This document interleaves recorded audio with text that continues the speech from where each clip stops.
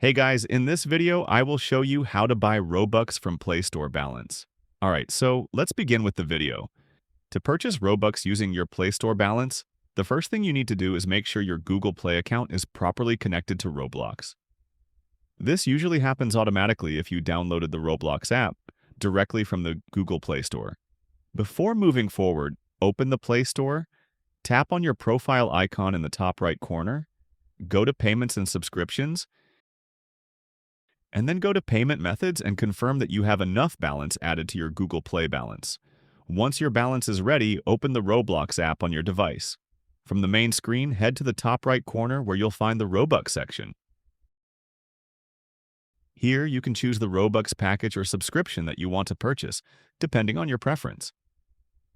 After selecting a package or subscription, the payment screen will appear. Tap on the arrow to view all available payment options, then select Google Play Balance. If your balance is sufficient, simply confirm the purchase and the Robux will be added to your account. As long as your Play Store balance is available and linked correctly, you can easily buy Robux using Google Play, and that's it. So that's basically how you can buy Robux from Play Store balance. So that's all for this video. See you in the next one. Thanks.